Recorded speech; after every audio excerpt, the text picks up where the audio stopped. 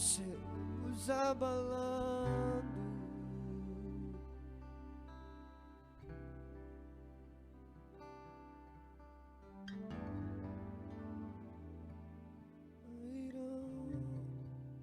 Nosso Deus é mais forte, tudo Ele pode. Mais alto não há. Jesus é grandioso, tudo Ele pode.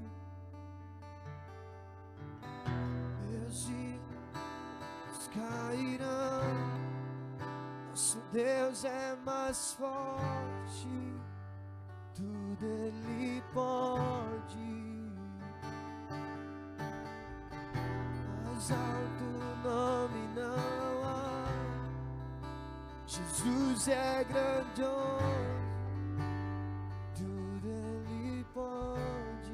Glória a Deus. Obrigado, Jesus, por cada irmão que dispôs do seu coração nessa manhã ser liberal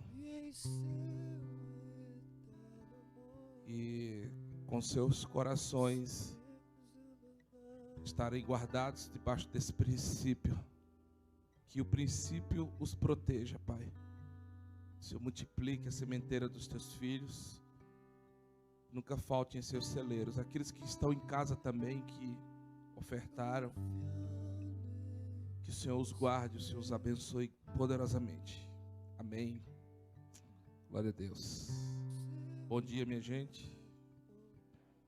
Vocês estão bem? Glória.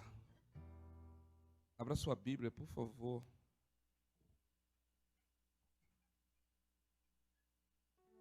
Isaías.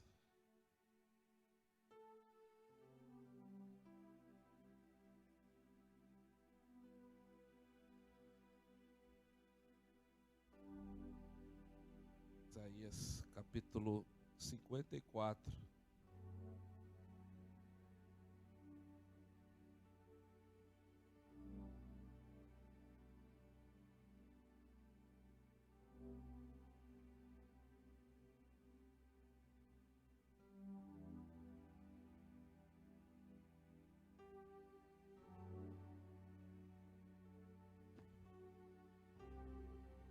Todos acharam?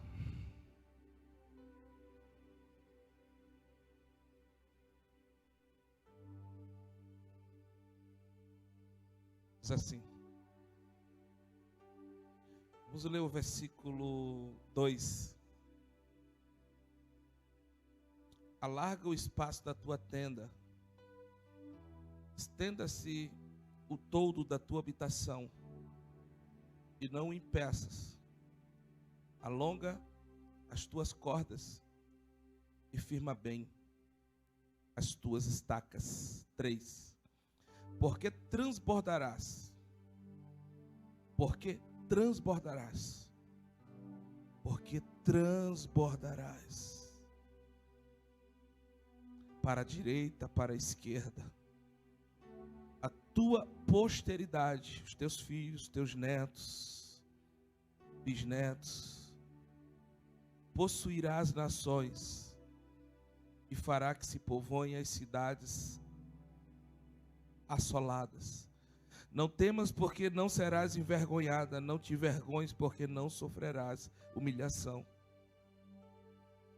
Pois te esquecerás da tua vergonha e da tua mocidade, e não mais te lembrarás do opróbrio da tua viuvez, porque o teu Criador é o teu marido, o Senhor dos exércitos é o seu nome. Aleluia, glória a Deus. Sejam todos bem-vindos, os que estão em casa também sejam bem-vindos. Obrigados por estarem abrindo a porta de suas casas para nos receber de modo virtual, mas que a presença do poderoso que está aqui esteja aí na sua casa também. Compartilha, Deus tem uma palavra para você e para todos os seus amigos. Essa é uma palavra para a igreja hoje aqui. Eu não sei se você é de outra igreja, mas Deus me deu essa palavra para aqui, igreja local, corpo de Cristo. E queria que você prestasse bastante atenção, porque cada detalhe faz parte do conjunto de uma obra. O Senhor, na verdade, essa é uma palavra muito profética. Ela precisa ser acompanhada daqueles que creem, daqueles que empenham seus corações em um lugar de fé. Eu quero me ater a esses dois versículos, o 2 e o 3. Alarga o espaço da tua tenda, estenda-se o todo da tua habitação, e não o impeças. Escute, e não impeça. Alonga as tuas cordas e firma bem as tuas estacas, porque transbordarás para a direita, para a esquerda. A tua posteridade possuirá as nações e fará que se povoem as cidades assoladas. É nisso aqui que eu quero me fundamentar sobre o que eu gostaria de falar hoje à noite. Hoje de manhã. Amanheceu. Gente, aqui é uma palavra que o profeta Isaías, inspirado por Deus, Deus comunicou para ele o futuro de Israel. Mesmo diante de tudo que Israel tinha passado, tinha vivido, diante de tantas dificuldades, opressões, cativeiro, tanta coisa que Israel passou, o Senhor libera uma palavra profética, revelando seu futuro. Quando Deus vai falar através do profeta Isaías, mostrando o futuro da nação, ele diz o seguinte: se prepare, vai ficar pequeno o lugar. Então, antes que chegue, escute, antes que chegue, alarga logo, para você não ter dor de cabeça, de ter que esperar chegar a multidão, fazer algo que eu já estou dizendo que vai acontecer. Então, como resposta de fé, é como se Deus dissesse assim: como resposta de fé, faz logo. Se eu estou dizendo que vai chover, então, como resposta de fé, prepara logo o guarda-chuva. Não espera chegar a chuva para você preparar o guarda-chuva. Então, o Senhor, é como se o Senhor estivesse dizendo: será que vocês conseguem acompanhar em fé e em confiança, como foi dito aqui pelo pastor Júnior? É um lugar de confiança, é um lugar de fé.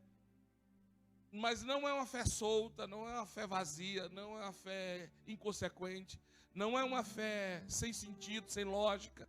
É uma fé acompanhada de um sentido. É uma fé acompanhada de um grande sentido. E qual é o grande sentido? O que Deus disse. Então a gente precisa ter mais relação com o que Deus disse. E a gente, em resposta de fé ao que Deus disse, a gente precisa se movimentar, a gente precisa fazer alguma coisa. Só que é o seguinte, eu estou utilizando e vou utilizar esse texto para falar um outro assunto que tem tudo a ver com esse assunto. Porque para fazer o que Deus estava apontando que ia acontecer, eles precisariam de uma coisa. E é sobre essa coisa que eu quero falar. Eles precisariam de um novo posicionamento. Vou repetir. Eles precisariam de uma nova postura. É tipo assim, eu quero fazer. Preciso de alguém que acredite. E se você acredita, você vai assumir um novo posicionamento. Vai ter uma nova postura. Por quê? Porque sempre que Deus aponta para algo novo, Ele também nos impulsiona a assumirmos novas posturas na nossa rota. Ele nos impulsiona a assumirmos um novo posicionamento, se a gente quer fazer o que de fato Ele está apontando que vai fazer. Então eu quero falar hoje sobre posturas, sobre posicionamento. Novos posicionamentos, novas posturas. Porque se o que Deus está apontando fazer vai exigir uma nova ação, uma nova atividade, nós vamos precisar assumir novas posturas. Não tem como você responder para as coisas novas e grandiosas que Deus está apontando que vai fazer, se você primeiro não assume uma nova postura. Pode observar que na Bíblia, sempre que Deus ia apontar para alguma coisa que Ele ia fazer, Ele sempre despertava as pessoas para um novo posicionamento. Quando Ele queria falar para Israel que Deus ia restaurar Israel, a Jeremias, no capítulo 18, Ele disse o quê? Diz, põe-te e fica De pé. Ele estava deitado, gente? Claro que não, isso é figurativo. Então o que ele quer dizer? Ele está dizendo o seguinte: Jeremias, do jeito que você está, não tem como eu fazer. Jeremias, no lugar que você se encontra, não tem como eu realizar. Então eu preciso que pelo menos o profeta se posicione. Eu preciso que pelo menos quem está na linha de frente assuma uma nova postura. Então, Jeremias, eu quero começar falando. Então, até para eu começar falando para quem eu quero fazer alguma coisa, eu preciso que haja um novo posicionamento. Então, dispõe-te aqui dentro no Espírito e fica de pé, porque eu vou falar com você. Então, quando ele quis falar também com a nação através de Ezequiel, capítulo 37, o que ele disse? Dispõe-te. Dispõe-te. Olha para o teu irmão e diga assim: dispõe-te.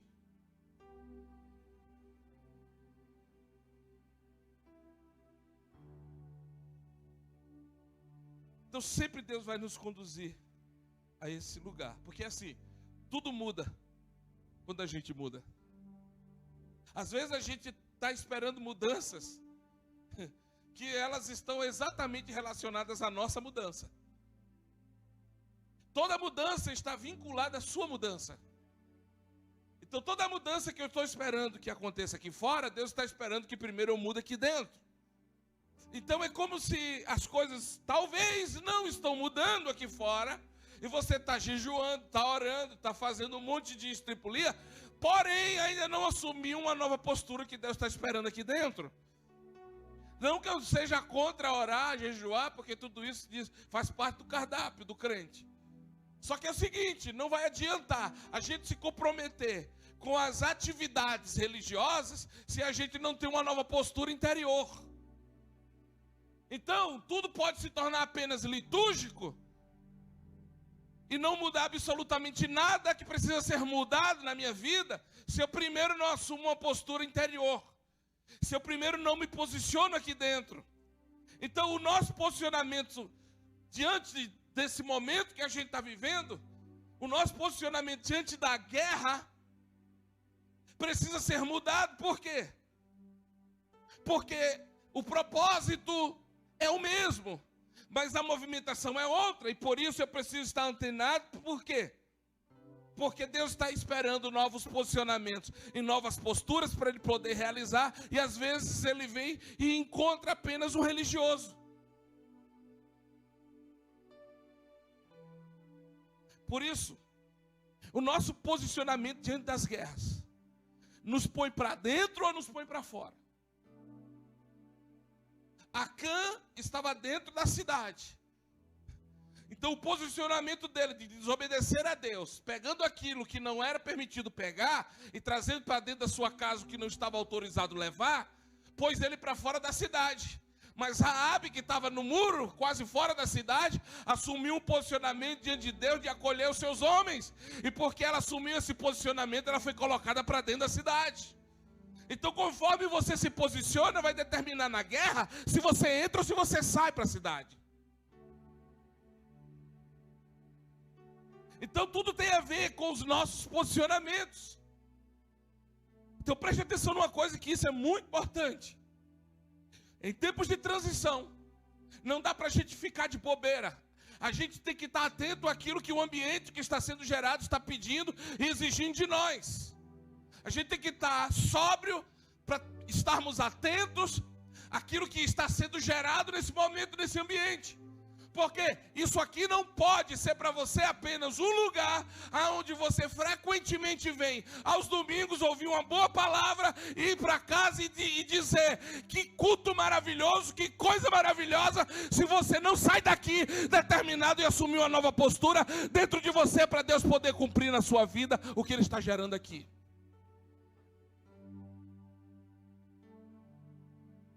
Então, nos tornamos viciados em ambientes, mas não nos comprometemos com o que está sendo dito no ambiente. Ficamos, vidrados nesse ambiente que é top de linha. Como o pastor Júlio disse, cara, que ambiente, é verdade. Tem um ambiente aqui que só Só no Espírito você vai entender isso que nós estamos tentando falar e o que estamos sentindo.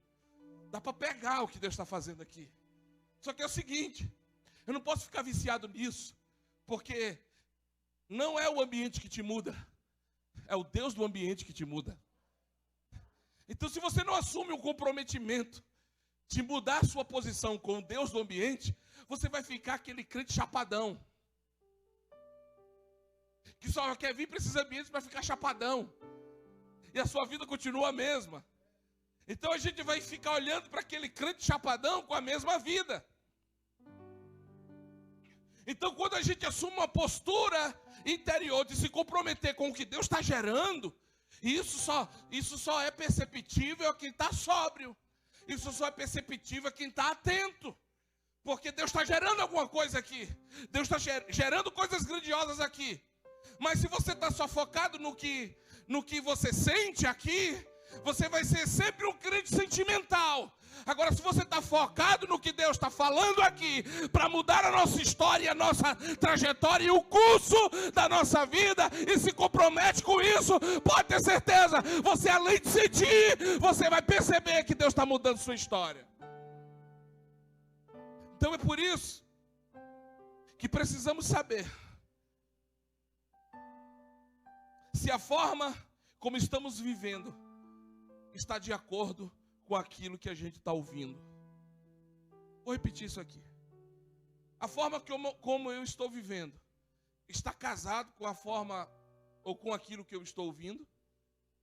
Porque às vezes eu até estou ouvindo, mas eu estou vivendo uma vida totalmente diferente daquela ou daquilo que eu estou ouvindo. É muito comum isso acontecer com a maioria das pessoas. Elas ouvem uma coisa, ficam admiradas com o que ouvem, mas elas não se comprometem com o que ouvem. É por isso que você olha para trás e diz assim: Senhor, por que fulano avança? Por que Beltrano avança? E por que continua no mesmo lugar? Eu acho que essa é a pior sensação que uma pessoa pode ter. De você saber que você poderia estar em um lugar mais alto. Não estou falando de, cara, pelo amor de Deus, irmão, estou falando de coisas da terra. Estou falando de coisas do céu, tá? São coisas espirituais, são lugares no espírito. Você poderia estar numa atmosfera maior, num ambiente mais alto. Você poderia estar numa medida maior de fé, numa medida maior de relação com Deus, numa medida maior de operações de autoridade territorial onde você vive. Você poderia estar num lugar mais alto. Mas por que você não sai do mesmo lugar? É porque você talvez confundiu, achando que vir aqui, o ambiente que está sendo gerado é só gostoso, ele é só bom. Não, ele é transformador. Só que ele só pode ser transformador para quem se compromete com ele. Escute, Deus só é transformador, vai parecer heresia, mas pegue no teu espírito. Deus só pode ser transformador para quem se compromete com ele.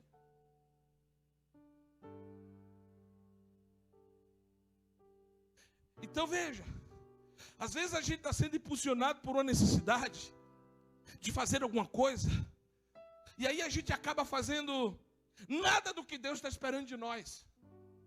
Por quê? Porque nós aprendemos a focar em necessidades. Nós aprendemos a ficar vidrados, sabe, focados em situações que geram necessidades. E aí às vezes a gente está tão comprometido com a necessidade, sendo que tudo aquilo que a gente está comprometido não é nada daquilo que Deus gostaria. É por isso que em Marcos 3, Jesus, quando chama os discípulos, ele diz assim: e chamou-os para estar com ele. Escute, quando Jesus vai chamar alguém, ele não vai chamar alguém para fazer alguma coisa. Porque o interesse dele, de você estar aqui, não é para que você faça alguma coisa. É para que você e eu estejamos com ele.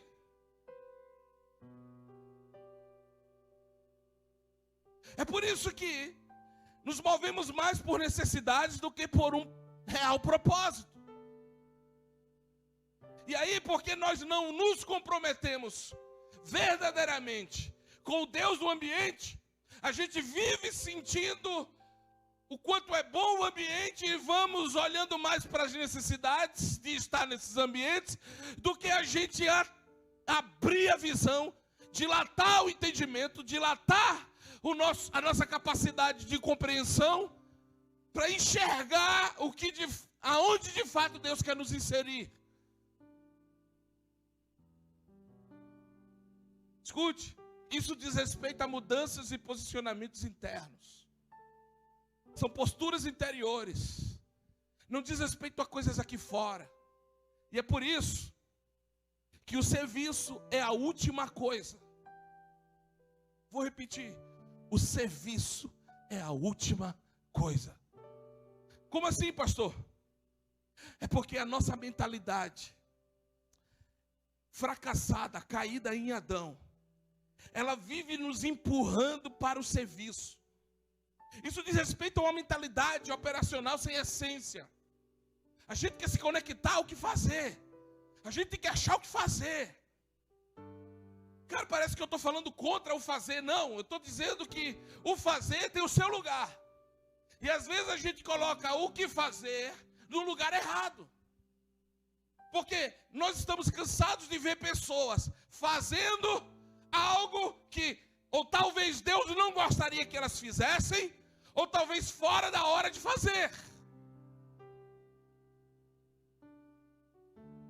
E aí, essa mentalidade nos empurra para a gente ter essa mente operacional, essa mente do serviço, porém sem essência.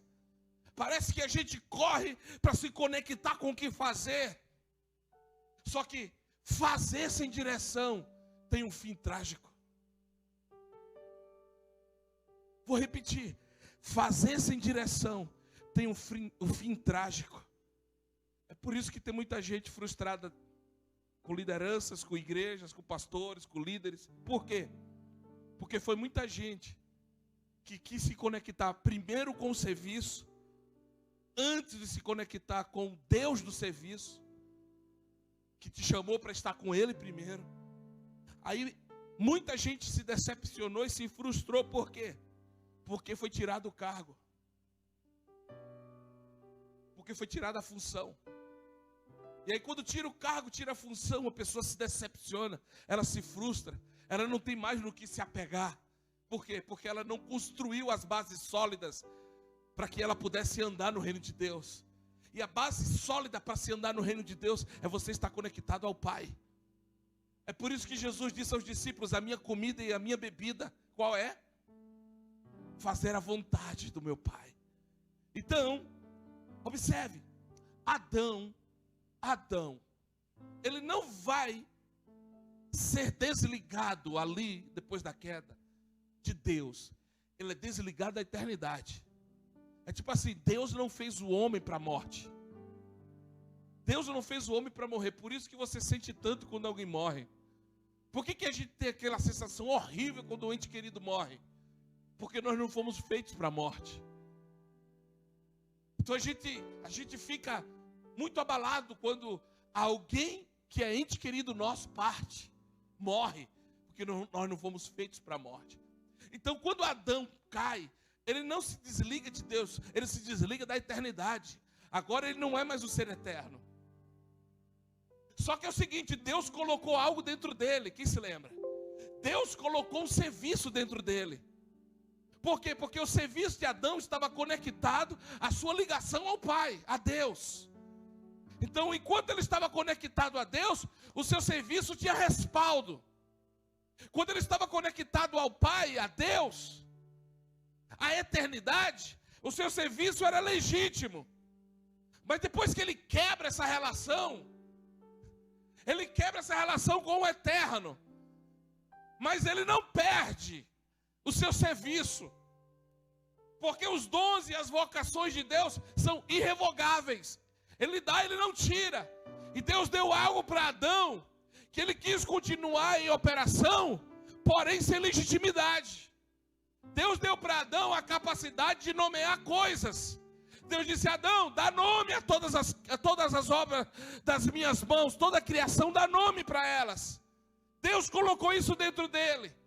E enquanto ele estava conectado ao eterno, ele dava nome a todas as coisas, e Deus respaldava, porque era legítimo. Mas quando ele cai, ele tenta continuar, ele continua tentando dar nome às coisas.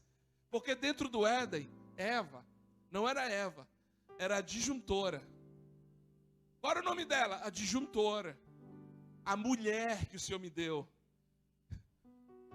E quando é que ela recebe o nome de Eva? Quando ela está fora do jardim.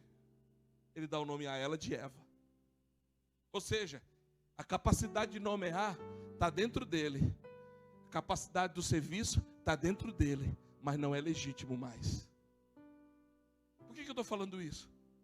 Porque tudo que você faz, desconectado do propósito eterno de Deus para a tua vida, pode se tornar ilegítimo.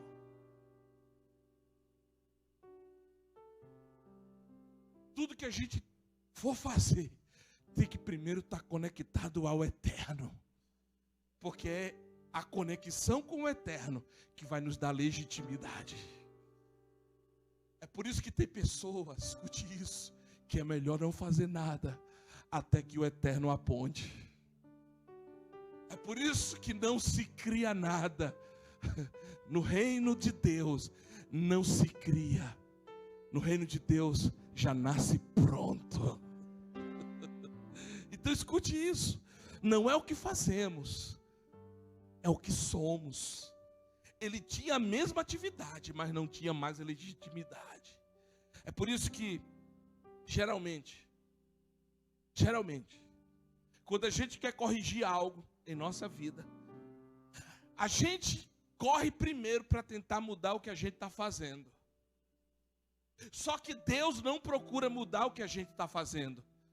Deus quer mudar o lugar onde a gente está. Eu não sei se você pegou no seu espírito. É tipo assim, ó. Sempre que a gente percebe que alguma coisa está dando errado, aí a gente quer mudar o que logo? O que a gente está fazendo, sim ou não? Só que o problema não está no que a gente está fazendo. O problema está na posição que a gente está. E aí a gente fica mudando de ano em ano, né? Todo ano a gente muda. Não, eu acho que esse ano vou fazer desse jeito.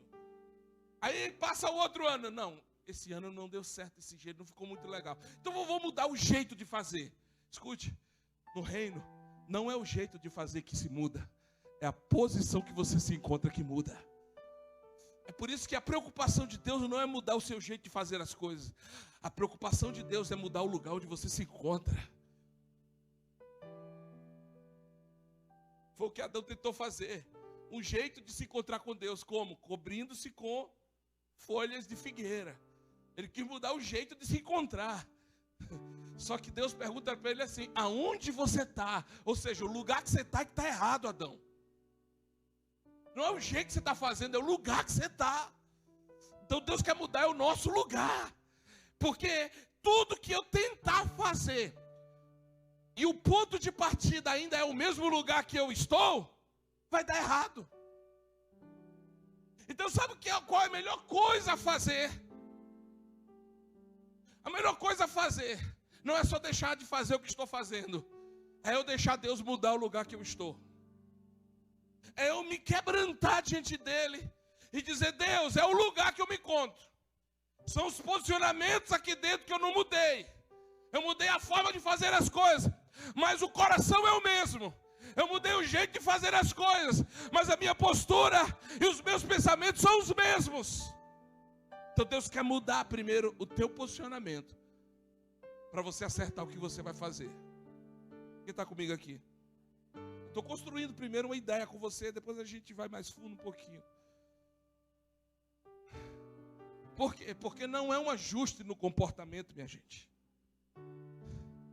Não é um ajuste de comportamento.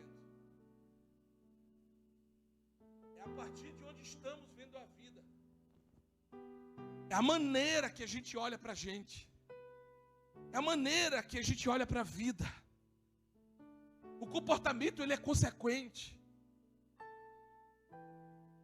Às vezes a gente está tão adestrado a mudar o comportamento, mas a gente não muda quem a gente é. Quando a gente só se preocupa em mudar o comportamento, isso tem prazo de validade. Vai chegar uma hora que você vai ser apertado na sua essência e na sua natureza, e quem vai vir para fora é a sua natureza, e não o seu comportamento que você treinou fazer. Quantas vezes? Porque nós aprendemos isso. Sim ou não? Quer que eu te explique? Quando eu me converti, primeira coisa que quando eu entrei dentro da igreja evangélica, eu era adolescente, jogador de futebol. Primeira coisa que disseram para mim, você não pode jogar bola. Aí eu disse, puxa, é um homem de Deus.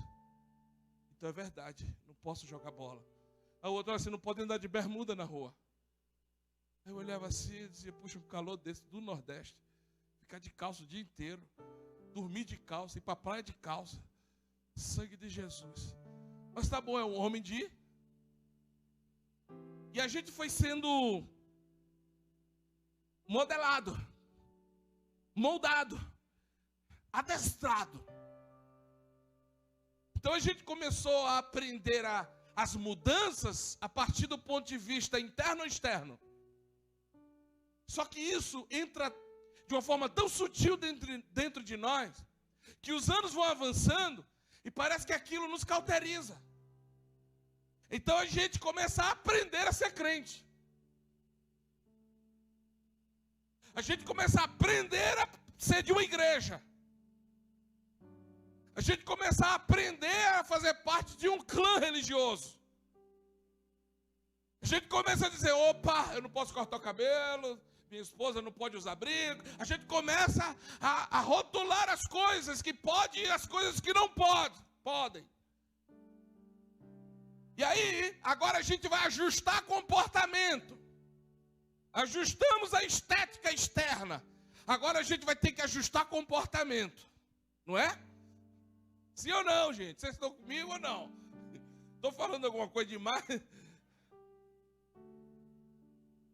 Então a gente ficou expert em mudar comportamento. Só que a proposta do Evangelho não é mudar o comportamento. É mudar a natureza. É mudar a essência. Por isso que Nicodemos perguntou, como é que eu posso fazer para estar no lugar que você está? Aí Jesus disse, só tem um jeito, Nicodemos. Nasce de novo, filho, vai. Tem que nascer de novo, meu filho. Mas como assim, voltar para o ventre da mamãe? Não, meu filho. Você é mestre da lei e não está entendendo o que eu estou te falando no teu espírito. Você tem que deixar morrer essa sua natureza caída em Adão, para que a partir da morte da natureza caída em Adão, da ressurreição do Cristo, você ressuscite também em uma nova natureza. Agora a gente vai começar a aprender os novos hábitos do novo nascido. Porque quando você nasce de novo, você não é transformado. Quando você nasce de novo, você só recebe a nova vida. Agora, o novo homem, com pensamentos e ideias diferentes, vai ser construído na caminhada. É por isso que Paulo, ele explica sobre isso. Ele diz, olha, tenham paciência com os novos na fé. Por que ele está falando isso? Porque ele sabe que é uma construção. Quando você se converte, você já não fica super crente. Quando você se converte, você só recebeu a nova natureza. Você ainda é um bebê agora. Agora você vai aprender. Amém ou não amém? Escute. É por isso que Jeremias, ele escreveu algo super interessante. Ele disse assim, olha, maldito o homem que confia no homem. Eu vou confessar para você, a vida inteira eu pensei que era a pessoa do meu lado, que eu não devia confiar. E eu usava esse texto para dizer, tá, eu confiar, a Bíblia já está dizendo que maldito é quem confia no homem. Só que Jeremias, só para reforçar, porque eu sei que você já sabe o que, é que eu vou dizer, ele estava dizendo o seguinte: maldito é aquele que confia no seu próprio braço. Maldito é aquele que entra nesse engano de achar que de si mesmo pode sair alguma coisa boa.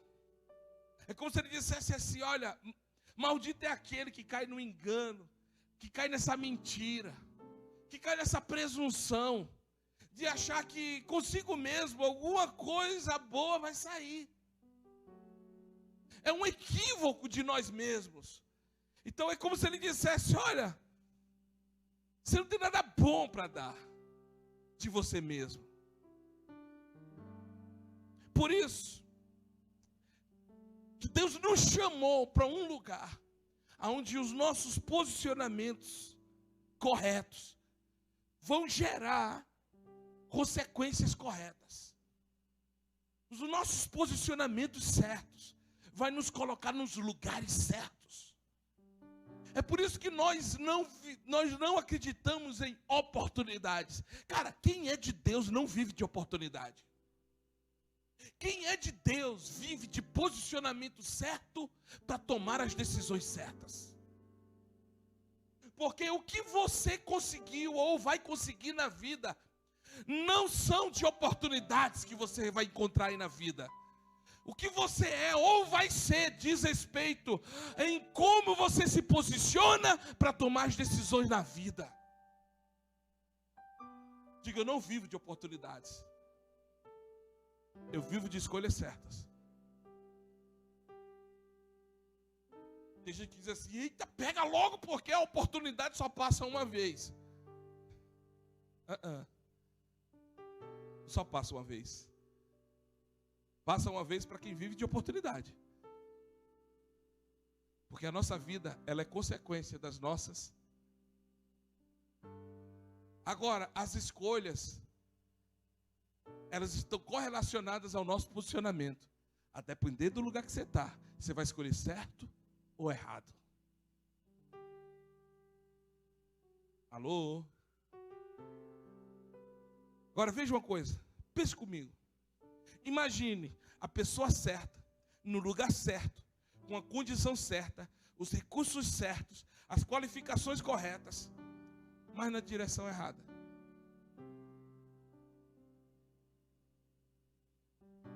Vamos imaginar. O carro do pastor Júnior é o carro bom, mecânica boa, tanque cheio. Todos os recursos para andar aquele carro tem, andar ao longe. Digamos que o destino que Deus está dando para aquele carro é chegar em Ribeirão Preto, exemplo. Então ele tem todos os recursos, e o motorista é a pessoa certa, que conhece, que entende, que sabe como utilizar aquele carro. Mas a direção foi Ribeirão Preto. Mas de repente a dianteira do carro está apontando para São Paulo. Adianta ter todos os recursos, ter todas as qualificações, se você está na direção errada? Adianta alguma coisa? Por isso que eu quero mudar um discurso aqui. E queria também que você entendesse isso para você também mudar a sua oração.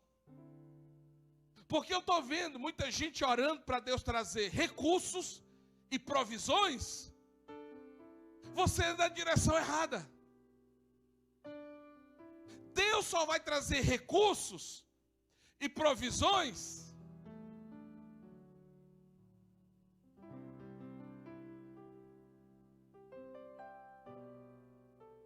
Tem gente que diz assim: eu quero casar.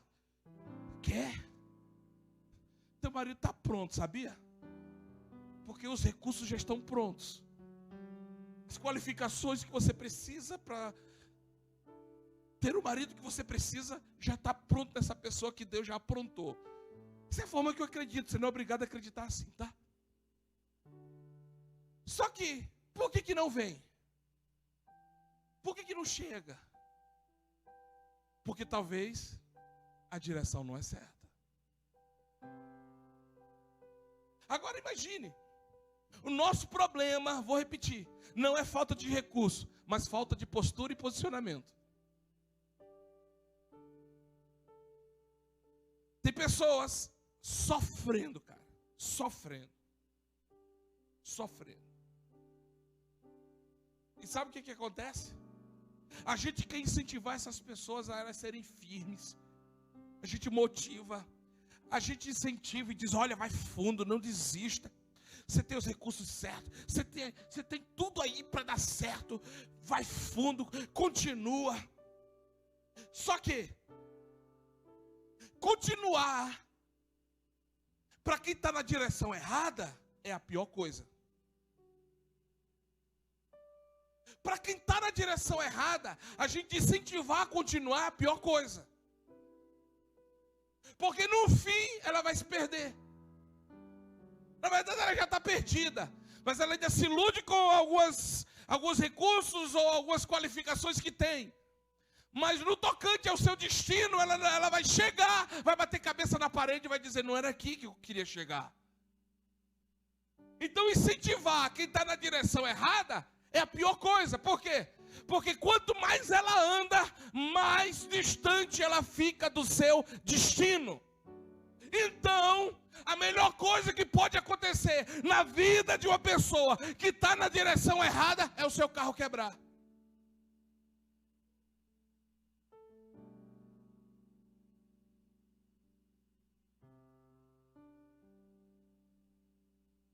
Vou assumir para você, meu carrinho já quebrou algumas vezes na vida.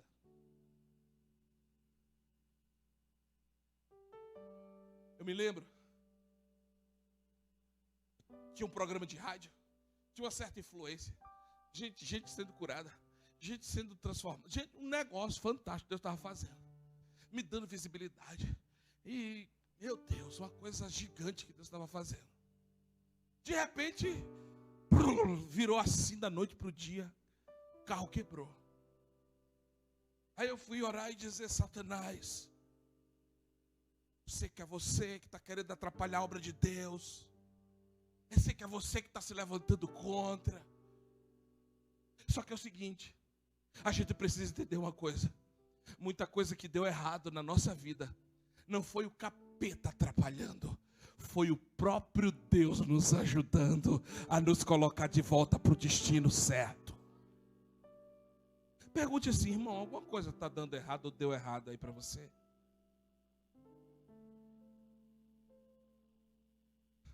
Diga assim, não é o capeta. Ele não tem poder para parar teu carro. É o próprio Deus. Quebrando a mecânica, a injeção eletrônica, furando pneu. Para quê? Para você parar. Para tomar ciência da rota que você está tomando. Dizer, uau, por que o carro quebrou? Porque o diabo é ruim? Não. Quebrou porque você está na direção errada. E Deus quer te trazer de volta para a direção certa. Amém? É só Deus dando uma ajudinha, né, Júnior? É só Deus. Agora escute. Para falar a verdade. Sabe por que a gente está aqui hoje? Sabe por que você está aqui hoje? Sabe por que eu estou aqui hoje? Sabe por que eu estou aqui hoje? Porque alguma coisa deu muito errado. Pois se tivesse, sim ou não, minha mulher, esposa amada, se tudo aquilo que eu pus a mão desse certo, como eu queria que desse certo, Jesus, onde é que a gente estava hoje? Sangue de Jesus tem poder. Misericórdia de Jesus. Gosto nem de pensar. Então, deixa eu te falar uma coisa. Você está na mão de Deus. Até o que está dando errado, está dando certo.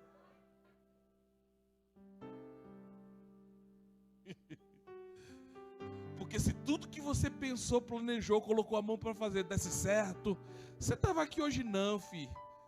Estava não. Tem certeza. Jesus. Agora escute. Por que a gente está falando sobre isso aqui hoje? Eu vou te explicar agora por que eu estou falando sobre tudo isso. Eu estou falando tudo isso. Eu estou atendendo todas as terças-feiras aqui. A todos que quiserem ser atendidos, é só marcar um horário. Nós vamos estar aqui atendendo você. Não estou falando resumidamente ao que está acontecendo e o que eu estou vendo aqui. Eu pastoreei uma igreja durante 9, 10 anos.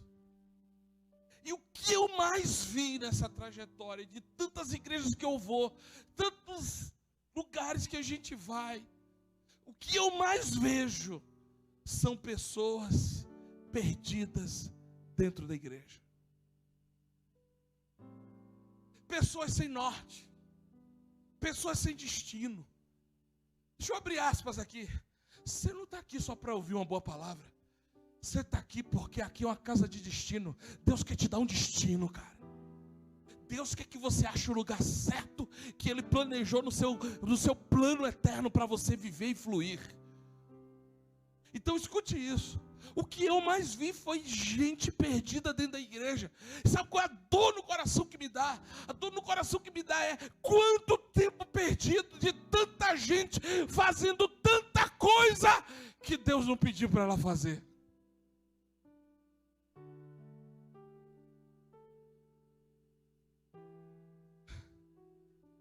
Isso dói meu coração. Agora, por que isso acontece? Só tem uma razão. Falta um pai.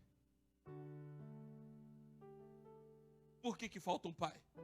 Porque essa crise aí, de falta de destino, de norte, de direção, é de identidade. A pessoa não sabe quem é, por isso ela não sabe o que faz. Então tudo que tiver para fazer, ela faz. Por quê? Porque ela quer se sentir aceita. Então ela está desconectada do pai. Então falta o quê?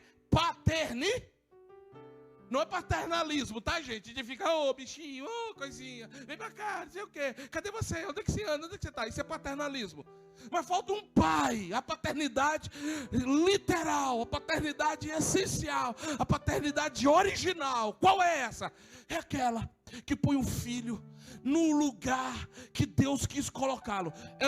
É pôr o filho para conhecer quem ele é de fato, conhecer a sua raiz, conhecer a sua identidade, conhecer quem ele é, saber quem ele é, ter ciência de quem ele é, ter conhecimento de si mesmo, ter o discernimento da sua própria vida. Isso é identidade. É você conhecer tudo de Deus ao teu respeito. É você saber que você tem um pai e que esse pai te disse muitas coisas ao seu respeito e você tem ciência de todas elas. Isso firma a tua identidade.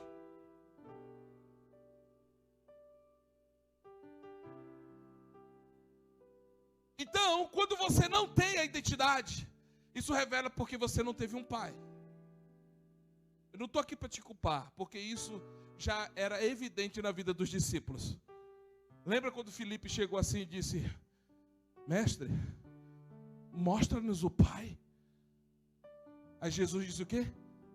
Como assim, Filipe? Há tanto tempo estivestes comigo e você não conhece o Pai? Filipe, quem vê a mim, vê o Pai. Ou seja, Filipe, você viu os milagres, você viu os prodígios, você viu as maravilhas e os sinais, mas você não conheceu o Pai.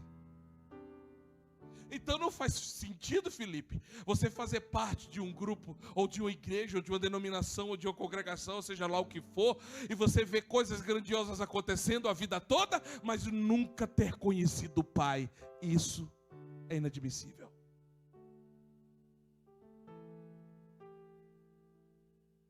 Por quê que eu estou falando isso? Porque para todos que estão chegando, ouça isso. O nosso trabalho aqui não é conectar você ao teu serviço. O nosso trabalho aqui não é te conectar ao que você sabe fazer. O nosso trabalho aqui é te conectar ao Pai. Porque nele você vai saber quem você é. E se você sabe no Pai quem você é, Se tivesse visto, você faz. Se não tivesse visto, você continua. Porque você não está fundamentado no que você faz, mas em quem você é. Agora escute, porque isso é muito importante, gente. Primeiro a paternidade, depois a identidade, depois a vocação. Quando você conhece o Pai, você conhece você. Quando você conhece você, no Pai, você vai saber sua vocação.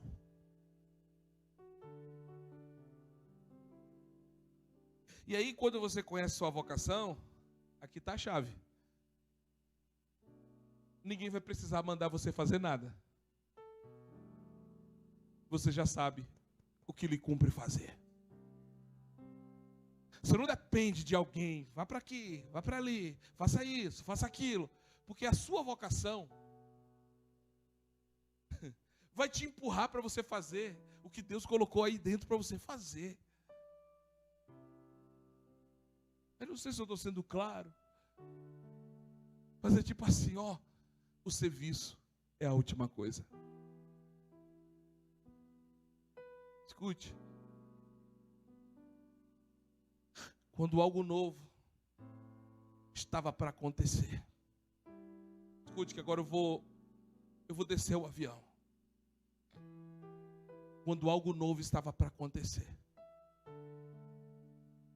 Deus sinaliza um caminho de novos posicionamentos e novas posturas. É por isso que quando Deus sinalizou para Daniel, dizendo: Daniel, quando ele abriu o livro, começou a ler e disse: epa, acabou o tempo de escravidão. Esse é o ano da liberdade. Estava todo mundo trabalhando, todo mundo focado no serviço, todo mundo focado num monte de coisa, porém escravo. Daniel estava lendo Jeremias 29, 10 e 11. Quando ele abre Jeremias 29, versículo 10, o Senhor diz assim: e o tempo de duração que vocês vão permanecer no cativeiro da Babilônia é de quantos anos? 70 anos. Naquele ano, Daniel abriu as escrituras e disse: é agora. Então o que Daniel faz? Foi orar? Ele já orava 3 vezes ao dia. Quantas vezes? Mas sabe o que ele foi fazer? Ele foi intensificar o propósito de oração. É por isso que em Isaías 26 diz que Deus conserva em perfeita paz aquele cujo propósito é firme. Cara, você tem que ser firme no seu propósito. Nós temos que ser firmes no nosso propósito. Nós temos que assumir novas posturas para sermos firmes naquilo que a gente tem como propósito. Por isso, que quando Daniel foi orar, Daniel observou que aquele era o ano do cumprimento, aquele era o ano do romper, aquele era o ano no qual eles iam sair da escravidão e iam voltar para suas casas. Sabe o que Daniel faz? Ele assume uma nova postura, ele assume um novo posicionamento. E aí, quando ele assume esse novo posicionamento, que voltam, Esdras entra no templo. Quando ele entra no templo, ele acha nos entulhos o livro sagrado. Quando ele acha o livro sagrado, ele tira a poeira e vai mostrar ao rei. Ele diz: olha o que achamos. Achamos o livro. Quando ele abre o livro, ele rasga as vestes. Ele diz: agora eu sei por que a gente está passando o que a gente está passando.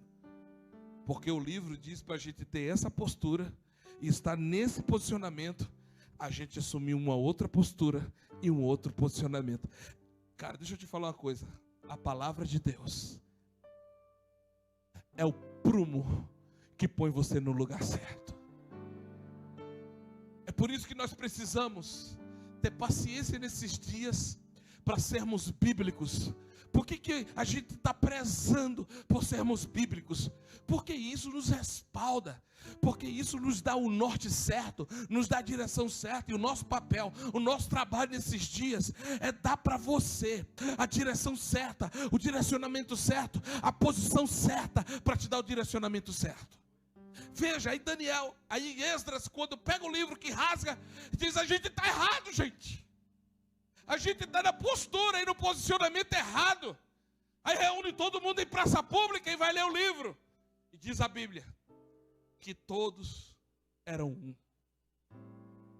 Quando eles ouviam a leitura dos textos sagrados, todos começaram a chorar. Houve um quebrantamento na nação. Por quê? Porque eles enxergaram na Bíblia que o lugar que eles estavam dizia respeito à falta de posicionamento e postura deles. Talvez o lugar que você se encontra hoje é por falta de posicionamento seu, é por falta de uma postura sua. Talvez os lugares, talvez não, tenho certeza, os lugares que eu entrei foi porque eu deixei de assumir algumas posturas que eu tinha que assumir. Agora tudo muda quando você escolhe mudar. A realidade só muda quando a gente muda de lugar. A realidade de Jó mudou quando, ao invés de ele ficar se ofendendo com o que os seus amigos estavam dizendo dele, os amigos de Jó diziam assim: confessa logo teu pecado, Jó. Jó estava sendo provado por Deus. E os amigos estavam dizendo: confessa, Jó, o teu pecado. Isso aí só pode ser uma vida de pecado que você está vivendo. E aquilo ia angustiando Jó, aquilo ia gerando, sabe, uma revolta em Jó, aquilo gerava um ressentimento em Jó. Ele se ofendia com aquilo. Mas diz a Bíblia que quando Jó começou a orar pelos seus amigos, cara, Deus mudou a sorte de Jó. Lembra quando Ana estava orando? Ela orava, ela queria um filho, Mas por que ela queria um filho? Ela queria um filho porque tinha uma penina olhando para ela e rindo dela e dizendo aqui: olha, eu posso ter filho, você não pode, eu posso, você não pode. E ela orava: Deus, me dá um filho, porque se o Senhor deu para ela, o Senhor tem que dar para mim. Se o Senhor fez nela, o Senhor vai fazer em mim. Enquanto ela orava e pensava assim, Deus não respondia. Mas no dia que ela mudou a sua postura, a sua posição, e disse: Deus, se o Senhor me abençoar com um filho, eu te dou ele de volta. Cara, mudou a posição, Deus muda a resposta.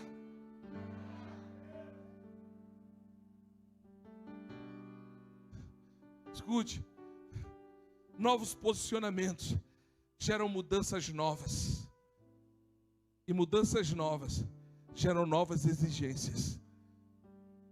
Se prepare, igreja. Escute isso, atine os teus ouvidos. Eu estou falando não para um público aqui apenas, eu estou falando nas regiões celestes agora, para a igreja de Cristo. Se prepara, igreja,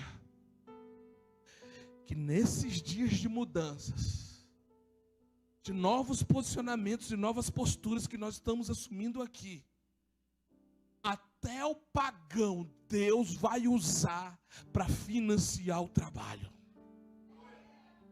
Foi isso que Deus fez. Neemias, Esdras assumiram novas posturas. Ciro, o meu servo. Deus levantou Ciro para financiar a reconstrução da cidade.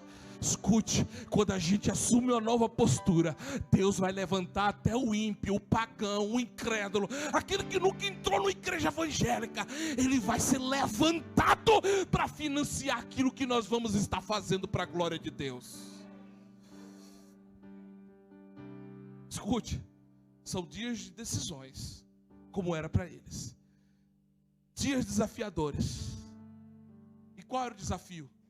O desafio era entre a facilidade e a tranquilidade da escravidão e o preço do empenho para a liberdade. É tipo assim, para Neemias e Esdras assumir um novo posicionamento diante daquilo que eles sabiam que Deus tinha dito, daquilo que estava para acontecer naquele ano. O desafio era Eles ignorarem o que Deus estava falando e permanecerem tranquilos ali, sendo escravos, tranquilos, mas escravos. Ou assumir uma nova postura, um novo posicionamento de reivindicar e dizer, Deus disse, então Ele vai cumprir. Só que assumir essa nova postura, assumir esse novo lugar, era um encontro com a sua realidade. E qual era a sua realidade? Voltar para a sua cidade e se deparar com a sua própria ruína. Tem gente que pensa assim, eu vou assumir um novo posicionamento, eu vou assumir uma nova postura, e amanhã de manhã, quando eu acordar, Deus já vai ter limpado esse quadro. Escute. Você viveu a vida toda do lado errado, fazendo a coisa errada, com a posição errada, com a direção errada, batendo cabeça no lugar errado. Você acha que porque você vai decidir hoje, amanhã de manhã já vai virar, já vai pintar o quadro? Diferente? Não. Se você assumir uma nova postura, sabe com o que é que você vai se encontrar? Com as ruínas. Com os entulhos. Só que é o seguinte, os recursos já vão estar prontos e você vai ser livre para sempre.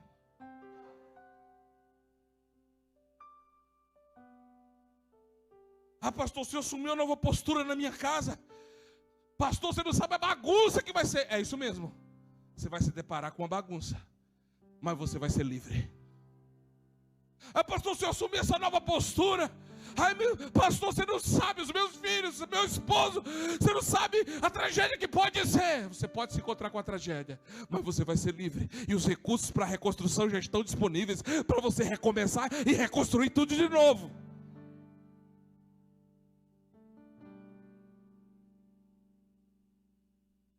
Agora escute.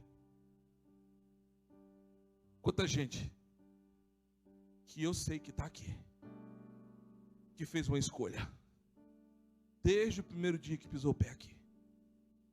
Isso tem a ver com o Mevan. Isso tem a ver com a igreja de Cristo aqui.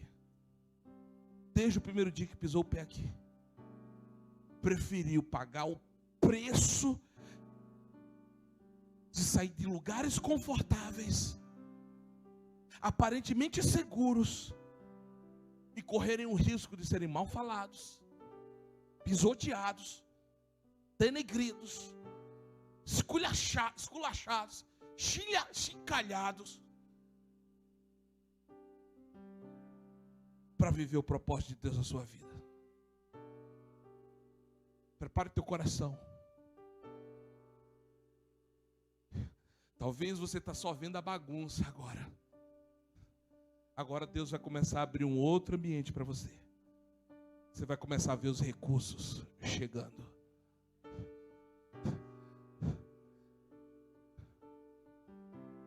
Nós vamos começar a ver os recursos chegando. Eu quero terminar voltando para Isaías 54. Volta lá. É aqui que eu finalizo.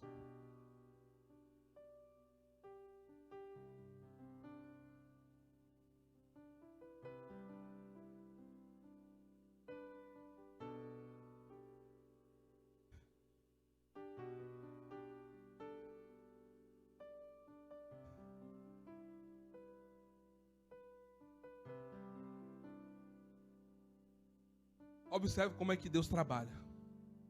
Olha como é que Deus funciona. Ele funciona assim, ó. Antes de ser, ele já espera que a gente se comporte como se já fosse. Deixa eu falar isso aqui de novo. Deus, ele se movimenta dessa seguinte forma. Ele quer que você assuma uma postura. Qual? Que antes de ser, você já se comporte como se já fosse. Olha aqui, versículo 1 de Isaías 54. Canta alegremente, ó estéreo. O que ele está dizendo? Você está estéreo? Não fique pelos cantos, choramingando, achando que, ai meu Deus, o Senhor não foi bom comigo, deu filho para fulano, não deu filho para mim. Não, ele está dizendo, canta alegremente. Ou seja, antes de chegar, já se alegra. Aí ele diz aqui, ó. Exulta com alegre canto e exclama: tu que não tivesses dores de parto, porque mais são os filhos da mulher solitária do que os filhos da casada, diz o Senhor. Ele está dizendo, vai ser algo tão extraordinário que vai acontecer.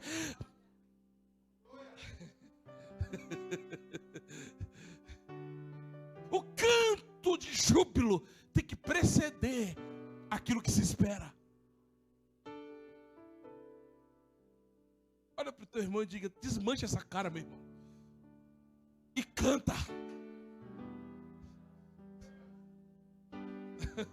Meu Deus, desmancha essa cara, essa afeição de alguém que está, ai meu Deus, o que o Senhor está fazendo comigo? Não, canta logo, pelo amor de Deus. Exclama, há uma promessa. Nós estamos debaixo de uma promessa. É o ano do avanço, é o ano do crescimento, é o ano de ir para frente. Então, pelo amor de Deus, antes de ser, já vamos se alegrar nesse lugar, pelo amor de Deus. Aí ele diz assim no 2: quer saber de uma? Alarga logo o espaço dessa tenda, que eu vou dar tanto filho para esse lugar. Vai vir tanto filho, gente improvável, que parecia que ia ser só problema, vai começar a gerar filhos espirituais nessa casa. Gente que ninguém apostava, ninguém acreditava, ninguém queria perto, vai chegar aqui como gente estéril, e vai ser alguém que vai gerar muitos filhos espirituais. Por isso o Senhor está dizendo: alarga logo essa tenda. Alarga a tenda. Pega o pano, o toldo da tenda, estica ele. Aí ele está dizendo o seguinte: sai da frente, não impeça.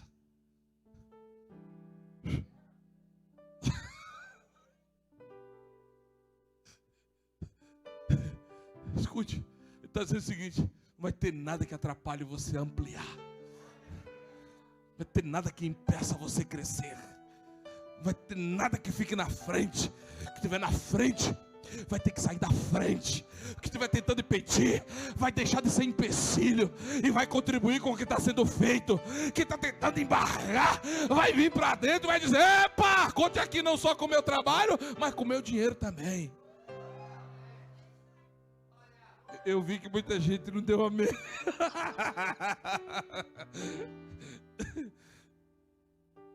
Aí ele diz o seguinte, ó, tem um detalhe: alonga as cordas, mas ó, firma bem as estacas. Porque assim, não adianta tenda larga, não adianta tenda esticada ao longe, se não tem estaca firme. Qualquer vento que der, leva tudo do dia para a noite. Então por isso, vamos fincar primeiro as estacas. Amém. Porque o que dá firmeza à tenda é o quanto a gente cresce para baixo. Porque quando você está batendo a estaca, ela está crescendo para onde? Então olha para o teu irmão e diga: prepara, Deus vai começar a te fazer crescer para baixo primeiro.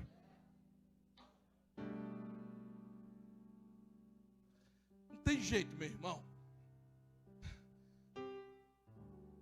Quanto mais bate na gente, acho que está matando a gente. Não, está fazendo a gente crescer para baixo. Pode bater, porque quanto mais bate, mais a gente está fincando nossas estacas. Amém? Para suportar o crescimento que Deus está apontando. Então essa foi a palavra que Deus trouxe ao meu coração, para essa igreja, para essa casa no dia de hoje. Vamos caminhar nessa visão de Deus para esse lugar. Vamos alargar as tendas. Sabe quantas pessoas estavam na fila para o culto hoje de manhã?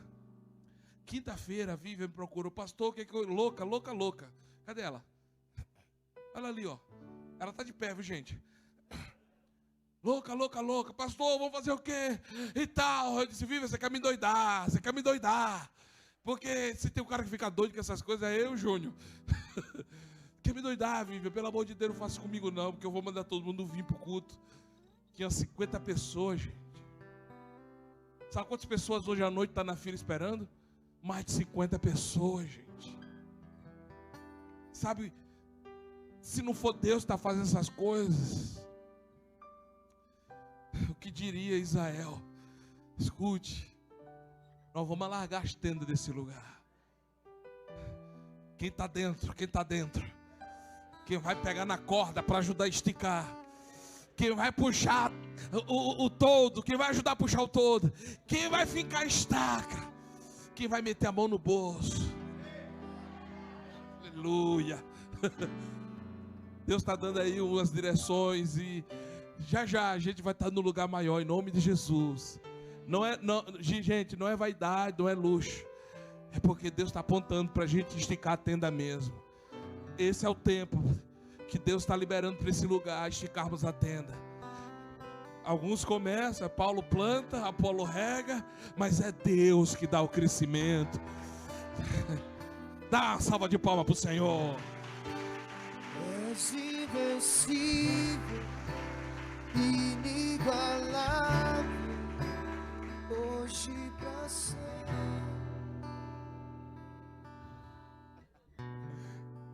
Eu ia fazer uma propaganda no Mevan Academy, né, a escola de discípulos, mas pelo que o Jean já falou, já fez a propaganda. Essa é uma casa de destino. E eu convido a cada um a ter esse destino. Porque justamente o Mevan, ele tem essa escola. Porque a nossa missão hoje é ir por todo mundo pregar o evangelho, a toda criatura. Não fazer membros de igreja, não. Fazer discípulos. E é a oportunidade de vocês fazerem discípulos também. Aprenderem, né, a serem discípulos primeiro, para depois gerarem discípulos também. Então eu convido a cada um de vocês. A escola vai ter só 40 alunos, tá? Eu já tenho 30 inscritos, só tem mais 10 vagas.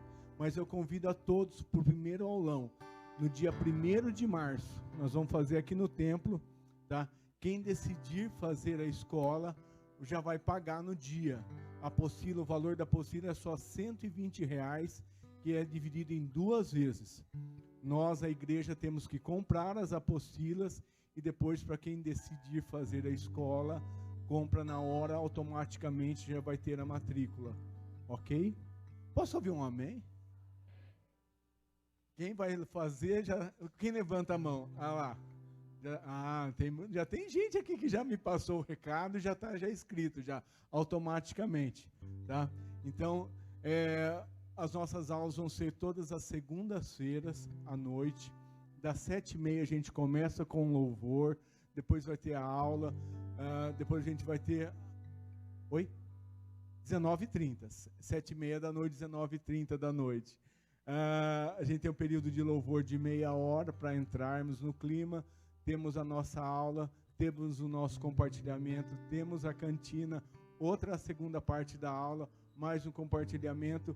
Dessa vez não tem lição, não tem prova, gente. É só aqui presencial mesmo. Não precisamos da internet, agora é só plugar o pendrive e vamos rodar a aula. Amém? O tema vai ser Fim dos Tempos. Para completar o nosso ciclo de 3 anos, né, do Mevan Academy, começou com família, ser igreja, andando com Deus, e assim todos os temas, são 6 temas, e esse é o segundo tempo. Em função da pandemia, nós íamos fazer os 2 temas o ano passado, para concluir os 3 anos, mas fizemos apenas um tema só. E depois, no segundo semestre, a gente vê o que Deus vai querer fazer. Amém? Glória a Deus. Sexta-feira que vem, próxima agora, dia 5, nós vamos ter a nossa primeira reunião de homens aqui. Cadê os homens? Só os machos, amém? Ó, caba macho. Gente, é só caba macho. Amém? Deus me deu uma palavra quando Davi estava para morrer. Ele chamou Salomão para dizer as últimas palavras. Davi não foi ensinar Salomão a ser rei. Davi disse como última palavra: sê tu homem. Então nosso lema vai ser: sê tu homem. Então você que conhece, quer trazer algum homem, amigo, vizinho, convida para estar aqui sexta-feira. Vai ser forte. Vai ser cheiro só de homem aqui. Amém? Amém, homens? Sexta-feira vamos estar aqui, louvor, adoração, oração, profecia. Nós vamos cair para dentro aqui. Vai ser pancadaria aqui. Sexta-feira, dia 5, só os homens, tá bom? Ficar de pé, vamos agradecer ao Senhor.